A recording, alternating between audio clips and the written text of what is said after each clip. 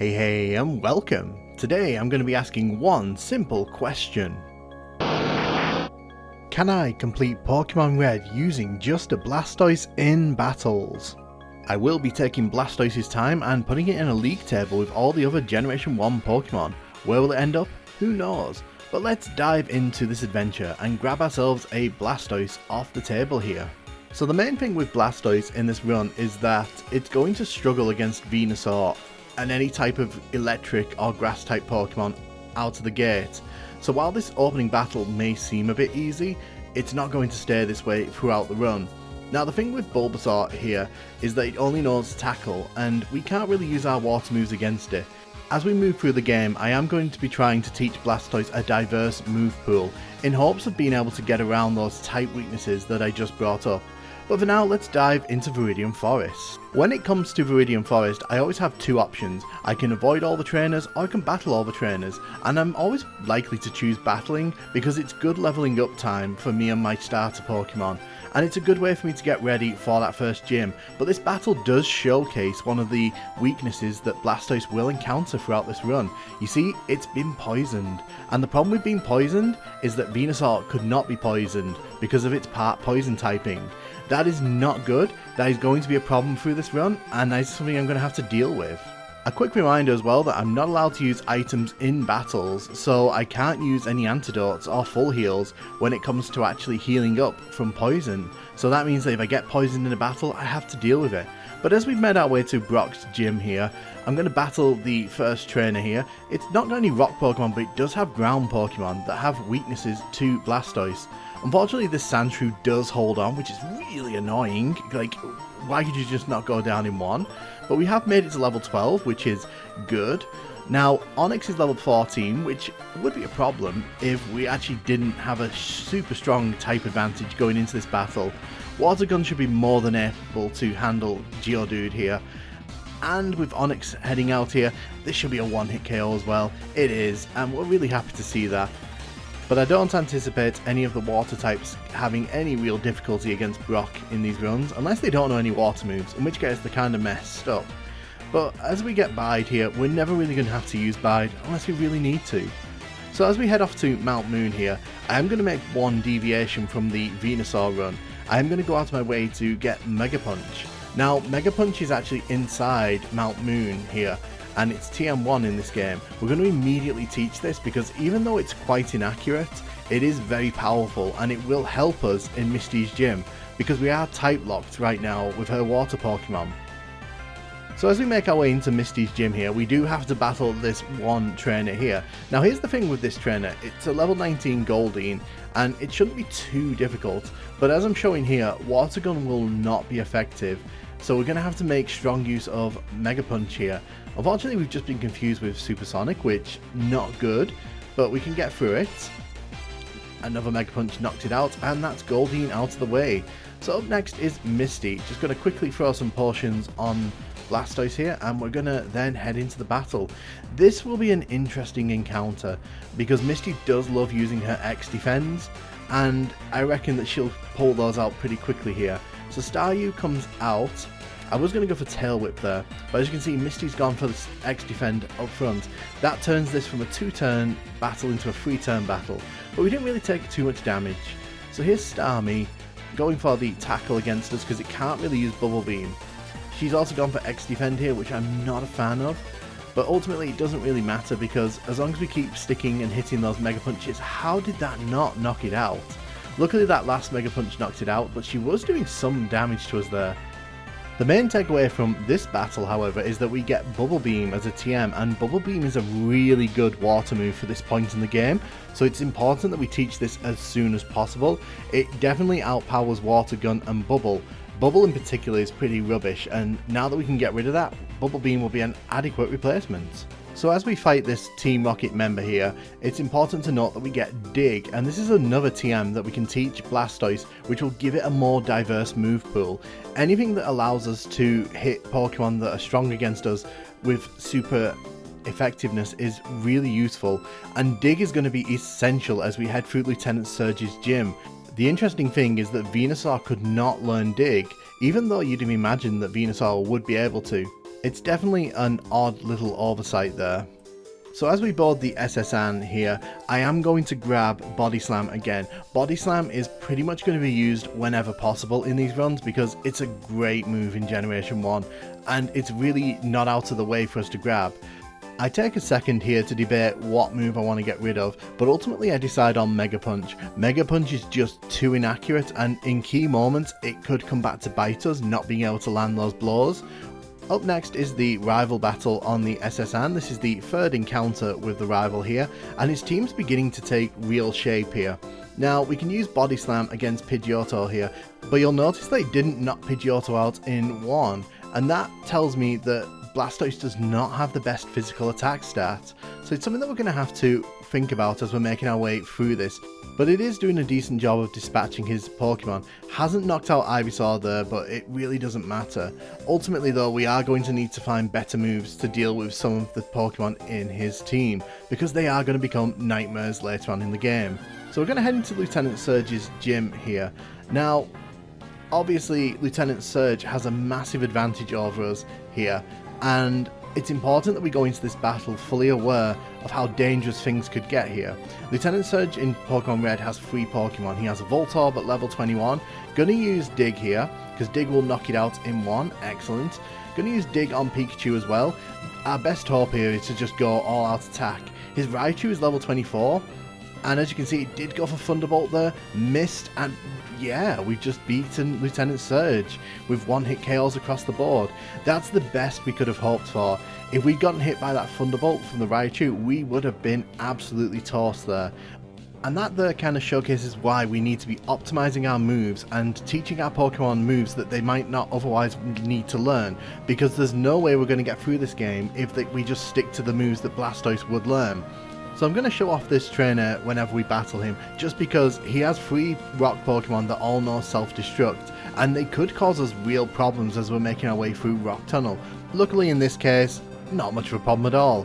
So when we make it to Celadon City, I actually head to the top of the mart. We're going to trade this girl here fresh water, because she's going to give us Ice Beam. Now having access to Ice Beam means that we can finally take down some of those grass Pokemon, and given that Celadon City has a grass gym, that's going to be incredibly important as we head into the next phase of this game.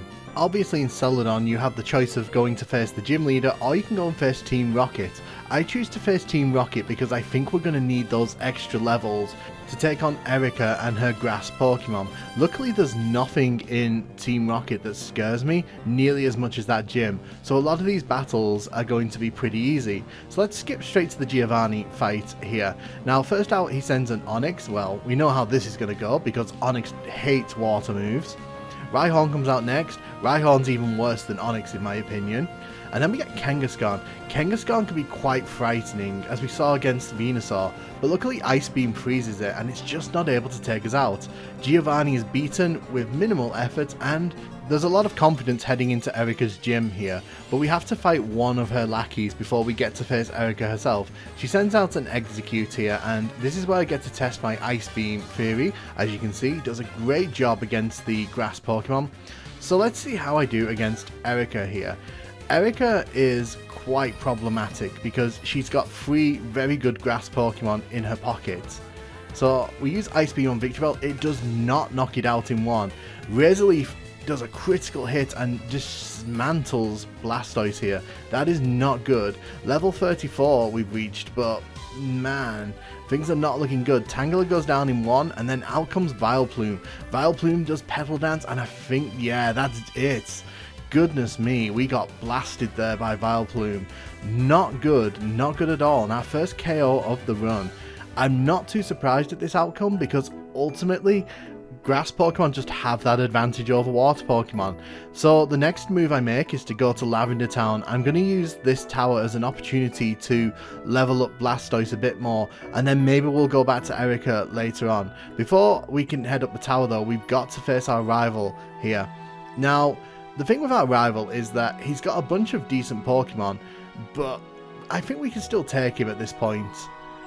We take down Gyarados with 2 hits there. We go to level 35. Growlithe should go down to a Bubble Beam, it does, which is very good to see. Kadabra should go down to a single Body Slam, it does, we're very happy to see that. And then out comes Ivysaur. Now if only all of Erika's Pokemon had gone down like that earlier, we wouldn't be in this situation. So our rival has been beaten and heads off, with his tail between his legs. The rest of Pokemon Tower is pretty uneventful, and I made the decision to skip Erika a bit longer. I feel the longer we put off Erika, the more chance we have of actually beating her. So my next call is to head down towards the Safari Zone, and one of my favourite parts of Generation 1 is just skipping all the trainers on Cycle Road. But as we make our way into the Safari Zone here, I grab HM3 from the competition, and I teach it to Blastoise because obviously I'm going to teach Surf to my Pokemon here, because why would I not? So we're going to head into Koga's gym here. Now remember that Venusaur had a really difficult time inside Koga's gym, mainly because of those self-destructions that come along. So we're going to make strong use of the ground type moves here, and we're going to use Dig as much as possible because it's super effective against Coughing. It'll be super effective against Muck here. Doesn't knock it out in one, but the X attack there means that we have an opportunity to... Ooh, wow, we missed the Dig there. That's not good at all. Please don't poison me. So I go for Surf here because Dig's proving to be a bit unreliable for my liking there. We go to level 39 and out comes Coughing again. Didn't knock it out in one. What's going on with Dig? We're missing quite a few moves here because of that earlier Smoke Screen, which I'm not a fan of. Out comes Weezing here. It goes for Sludge, misses. Please don't poison me. Oh my goodness, we're missing Dig and Surf so much here. But as you can see, it went for the self-destruct, but because we were underground, it doesn't matter. So we've got the badge, and we got the badge purely because we lucked out on the Dig there. I'm going to take it. We'll take any crumb of luck we can get in this run. That was beyond what I expected, but I'm not going to complain. So my plan to avoid Erika involves us heading over to Silphcore because there's a bunch of moves here and a bunch of trainers that we can train our Pokemon up against. As you can see, my plan is just to get Blastoise as high a level as possible so that when we go back to Erika, we can just body her entire team, because I think that's the best shout for us here. We're getting TM26 here, which is Earthquake. Earthquake is exactly the same damage in Generation 1 as Dig, but it only takes one move, which is why I'm opting to use it rather than Dig for my ground type move. But that of course means that now we've got to face off against our rival, and this is where our rival turns very nasty. I think we lost here against him with Venusaur, so we need to be very careful here. Pidgeot comes out first. We don't knock it out in one, but Wing Attack doesn't really do that much damage. We raise ourselves to level 41. Gyarados here, we can't use Earthquake on it because it's part flying type, so we're just going to have to use these Ice Beams on it. This is not good. Dragon Rage is not good for me, thank you. Not a fan of that at all. We're down to 38 HP. Luckily Growlithe will go down to a single Surf because Fire is super weak to Water. Alakazam comes out here. I'm going to try using Earthquake. I don't know if it's going to knock it out. It doesn't. I should have gone for Body Slam. Luckily it goes down to the second one, but we do not have much health against this Venusaur. Yeah, it's a Venusaur now. Oh, Vine left us with 1 HP. Can you believe it? 1 HP clutch, and we beat the rival on the first attempt here. We're not going to be learning Skull Bash. Very lucky to get through that battle there. Could have easily got knocked out by Venusaur at the end there. So we have our second battle against Giovanni here. I'm expecting this one to be just as easy as the first one. You can see I'm not even fully healed up because I genuinely think we've got this one in the bag. Earthquake takes down Nidorino. Earthquake, does it take down? No, it doesn't. It doesn't take down Kangaskhan at all, but the Ice Beam does, and we raise ourselves to level 43, which is really cool. Ice Beam knocks out Rhyhorn in one, which is what we love to see, and out comes Nidoqueen here. Luckily, 4 times weak to Ice type moves, so we're gonna take that because of, why would we not? With Blastoise now at level 43, I think the time is right to take on Erika again. We should have the advantage now. We have a diverse move pool, and some of our moves are really strong at this point. I feel like we should be able to take her free grass Pokemon out. Victory Bell here comes out first. Going to move Ice Beam to the top there so I can get it easier. Takes it out in one, takes out Tangela in one. Now out comes Vileplume last. This is the Pokemon that got us last time, and we knock it out in one.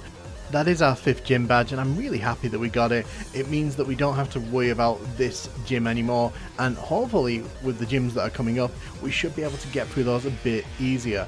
So now it's time to head down to Cinnabar Island, and I never go through the Seafoam Islands. I think they're a bit of a waste of time. So you may have noticed that I've not gone to face Sabrina yet. That's because of her Alakazam. I'm a bit worried about her Alakazam being way too powerful for Blastoise, so I want to put as many levels on Blastoise before we head over to face Sabrina. So we're going to face Blaine instead. Now, Blaine has all fire Pokemon, as you can see. Level 42 Growlithe here, not too much of a problem. Surf is a really good move in Generation 1 here. It fits Blastoise like a glove, and it'll completely body all of his Pokemon here. We do not have to worry too much about this battle at all. Arcanine there is his ace in the hole, down in 1, really nothing to worry about there. So we've got our 6th gym badge, and yeah, things are going really well here. But now it's time to go and face Sabrina with these extra levels that we've got attached to us. Let's see if we can make this happen as I try desperately to get through this maze. So Sabrina is very scary in Generation 1. Psychic type Pokemon are particularly strong, and Alakazam is disgustingly strong. So she opens up with a level 38 Kadabra here. We're just going to use Earthquake because it'll one-hit KO. Critical hit, that was nice. Mr. Mime here, will it go down in 1? It does not. But it does go down for the second. Venomoth will go down to an Ice Beam because... oh, it did not. Actually surprised to see that. But it did go down for a Surf, so 2-hit Pokemon. So here's the one that scares me. Alakazam is nasty. Look at that. Psybeams confused us and done over half damage. So it's gone for Reflect there. We got so lucky. We didn't hit ourselves in confusion, and it didn't go for an attack on us. If it had gone for an attack there, we would have lost. I consider myself very lucky there, because if Sabrina had gone for an offensive move at the end there, we would have been knocked out, and there wouldn't have been much I could have done about it. So yeah, I'll take that W, and we've got our 7th gym badge here. So now it's time to face Giovanni for the final time here. So there'll be certain times when we come to this gym in these runs where this gym will be an absolute nightmare. This is not one of those, because water type Pokemon love going against ground type Pokemon. Rhyhorn there goes down to a Surf, we love to see it. Dugtrio here, the problem with Dugtrio is it knows Fissure, so if you're at lower level it can actually hurt you really badly. Nidoqueen goes down for the Surf, we like to see it. Here is Nidoking, and will it go down the same fate? It does indeed. So that means that there's only Rhydon here, hits Ace in the hole, and that'll definitely go down for a one-hit KO.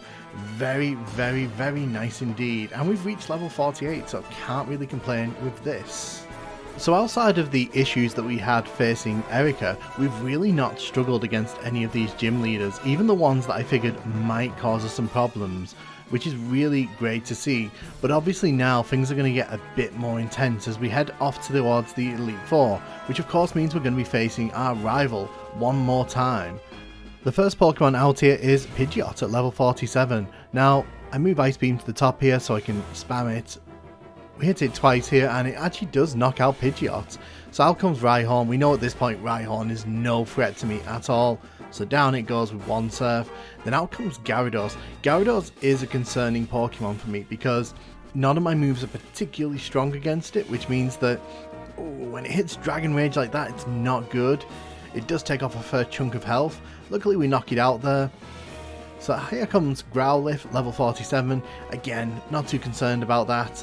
But here comes Alakazam, another problem Pokemon that we saw in Sabrina's gym just now. Luckily we take it down with an Earthquake, critical hit as well, can't be upset with that. So now it's just a case of spamming Ice Beams and just hoping it doesn't get a critical hit on me. Luckily we take it down in 2 and we defeat Blue. So obviously we know we'll be seeing him again when we fight him for the championship, but shh, you don't know that right now. It's supposed to be a surprise. So as I make my way through Victory Road here, I do fight some of the trainers just to sort of add a few little levels to Blastoise here, but ultimately I am being brisk about my journey through Victory Road here, and yeah, we've made it all the way to the Indigo Plateau.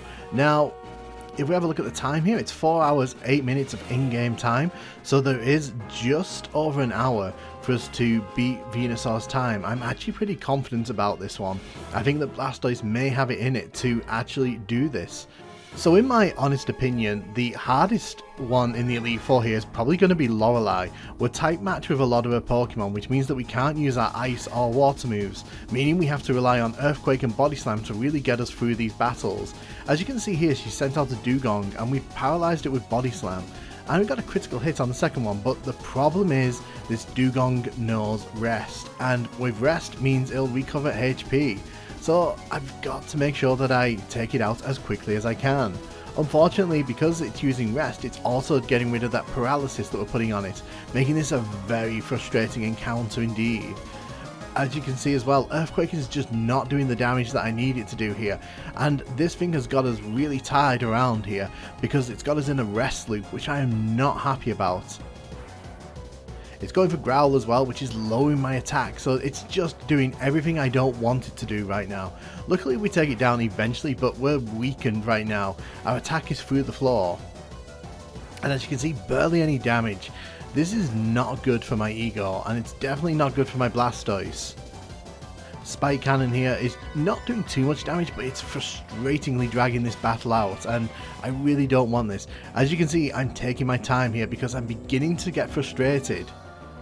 And now we've been hit by Supersonic. That is not good. We're confused, potentially going to hit ourselves, which is something we just don't want to be dealing with. And there you go, smacked ourselves in the face. This is not the battle that I was hoping it would be. I was hoping this would be a lot closer, but as it turns out, all those growls from Dugong have really hurt Blastoise here.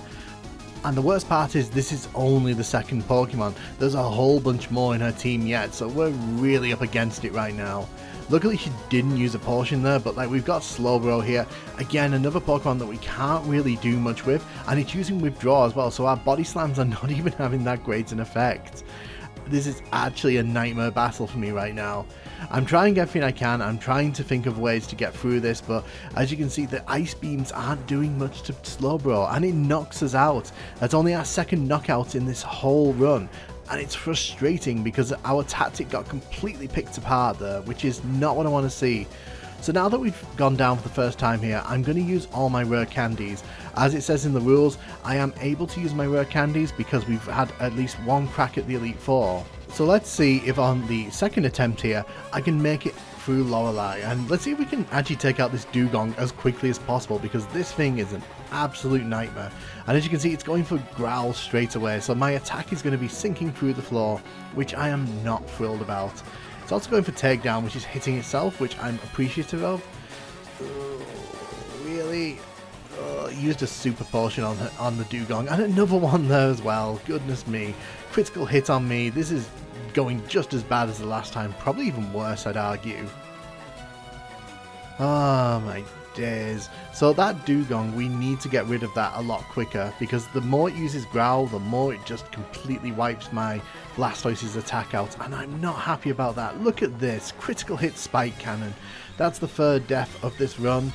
So let's get back into the action here.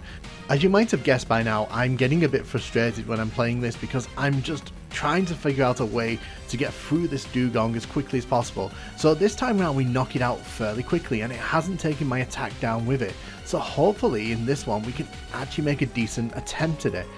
So Cloyster here is using Spike Cannon on me, which I'm not appreciative of. It's going for Spike Cannon again. Really, dude? Can you just not do something else for me right now?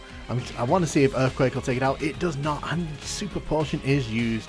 Where's the paralysis? Where's the luck here? We're not getting anything here. Goodness me, I did not expect this battle to be this mean.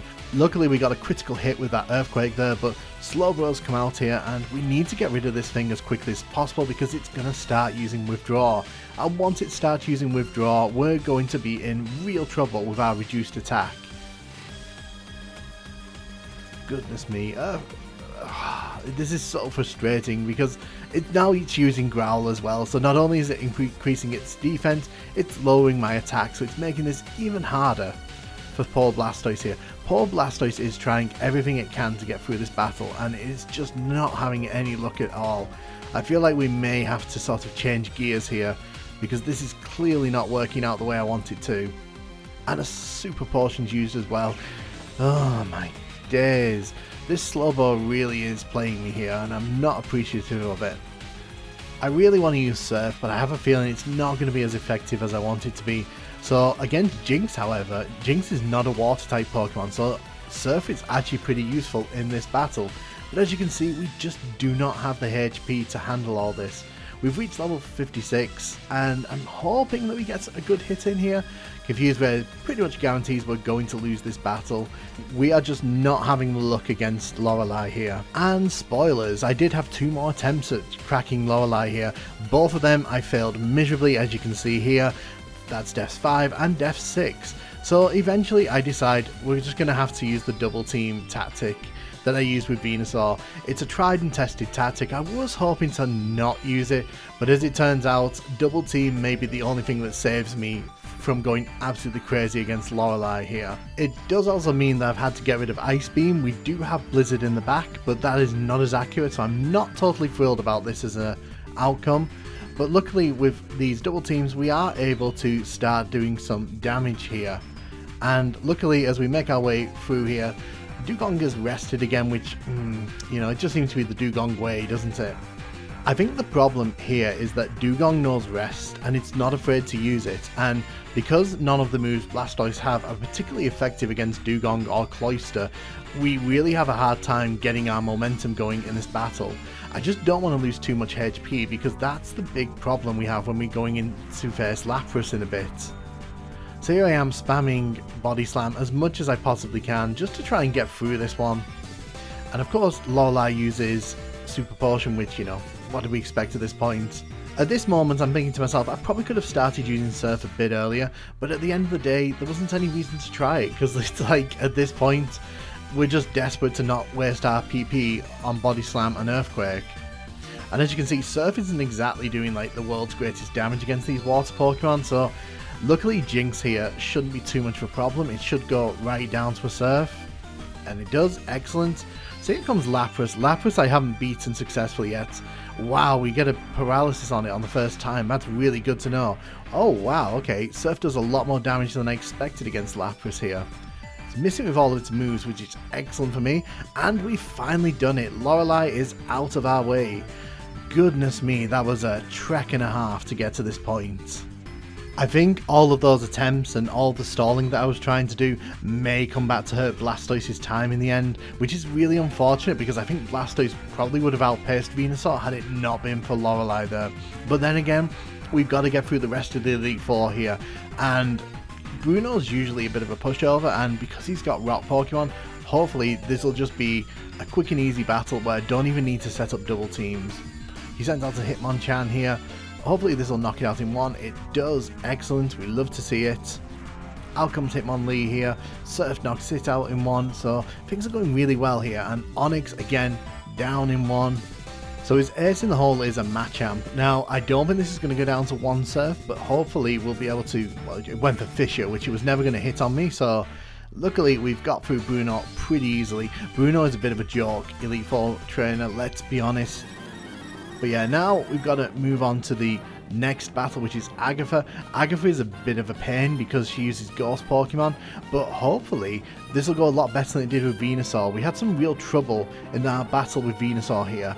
So the first Pokemon here is Gengar, and Earthquake should knock this out in one. It does. Super effective. We'll take that. So I'm just going to use Surf here, but I think this is probably the best shout against Golbat. And it got a Confused Rain on me. I'm not a fan of that. So luckily Body Slam has knocked it out. We've hit level 60, which is pretty interesting. Luckily in Generation 1, ground type moves hit Haunter and Ghastly, so we can use that here as a good tactic. Takes down the Haunter there. Earthquake should take down Arbok. It doesn't take down Arbok. It holds on for that 1 HP clutch. Who would have guessed? And then we get Gengar here. Hopefully this knocks it out in one. It does. Critical hit as well, so it was definitely going down there. Agatha did not pose a threat here. And as you can see here, Blastoise has kind of got some momentum going. With Lance right in front of us and his Dragon Pokemon just waiting to take me out, I kind of made the tough decision here to get rid of Body Slam. As much as I've enjoyed using Body Slam, I think that we'll have more luck with Earthquake as we head into these final two battles. It's a gamble that I'm willing to take, and it's one that may not pay off, but it's the best I can do at this point. So out comes Gyarados first here. And already I'm kind of missing Body Slam, but the problem is I only have 4 move slots, so what can I do? I end up deciding to do my double team tactic here. I think I've got no option but to set up, and hopefully if it just keeps going for Dragon Rage, it'll do a set amount of damage, so it won't be that bad. So we're going for double team here. It's gone for Hyper Beam. Oh no indeed, that's terrible. So I go for Blizzard here. It doesn't quite knock it out. Yeah, I've only got 3 Blizzards left for all of his Pokemon here, but luckily Earthquake, well, doesn't knock it out, really. Goodness me. Oh no, I don't know if I made the right decision here getting rid of Body Slam. So here comes the second Dragonair. This one's a lot more tougher, so it holds on, and it tried to use Slam against me there. Not cool at all, matey. So Blizzard will knock this out in 1 because it's 4 times damage. So here's Dragonite. Are we going to knock it out in 1? We do. Blizzard came through in a clutch for me there, and I'm really happy that that happened. But that means that now we're going up against the champion. So this will be the final battle against our rival. We've definitely come a long way, and we've had to deviate quite heavily from where we were with Venusaur at this point. Can we get through the champion, and can we make ourselves the champion of the Kanto region with our Blastoise in tow? Let's give this a try here. So the first Pokemon out here will be Pidgeot. Now the thing with this Pidgeot is it knows Mirror Move, and we don't like that because it's going to start using that while I'm setting up my double teams here, making itself a bit of a pain in the ass to deal with. It also means that using Blizzard, Sky Attack did a lot of damage there. I'm not happy about that at all. I'm kind of thinking here out loud, what am I meant to do? I'm going to have to go for Surf because it's the only move that really used Surf on me. Get out of here, Pidgeot. Luckily, it's now knocked out with 1 hit from Surf, but as you can see, things didn't go smoothly there for me, and I'm not happy.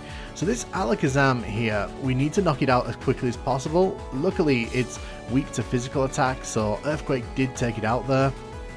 Surf here will knock out Rhydon, so yeah, there should be an Arcanine coming out soon. Gyarados again. Will Blizzard knock it out? It doesn't even do a third of damage, I don't think. Goodness me, that is missed with the Hyper Beam. Luckily, those double teams have come back to really help me out there. Arcanine here, level 63. Will it go down to Surf? It does not. It holds on, and a full restore. Goodness, that's mean. Misses with the takedown. Any hits here will probably knock me out. Arcanine goes down. So here's the big encounter. This is Venusaur. Now, can we do this? The play here is very simple. Try and hit Blizzards as much as possible. It's going for Solar Beam, yes. If it had gone for any other move, we would have been knocked out there. But that means that we are the champion. Blastoise has carried us all the way to the championship. Can you believe it? Honestly speaking, I feel like this was easier than the Venusaur run. Overall, when talking about the whole experience of getting to this point, until the Elite Four, Blastoise in my opinion was just easier. But as you can see, Blastoise is just behind Venusaur by about 19 minutes, which is a real shame. What really let Blastoise down was that Lorelei fight. I just was not able to get past Lorelei with any consistency. Once we got past Lorelei, however, things got a lot easier, and I think ultimately, if you were to ask me, Blastoise probably had the easier run, but you need to build your Blastoise for that Lorelei fight, because that Lorelei fight is just an absolute nightmare to deal with when you don't have the right moves. But again, this was really fun, and that means that the next video you'll be seeing is the Charizard video. Will Charizard be able to outspeed Venusaur and Blastoise and become the champion of Kanto quicker than those two? Well, let's find out in the next video. Thank you so much for watching, guys. Hope you've had a great time watching this, and see you in the next video.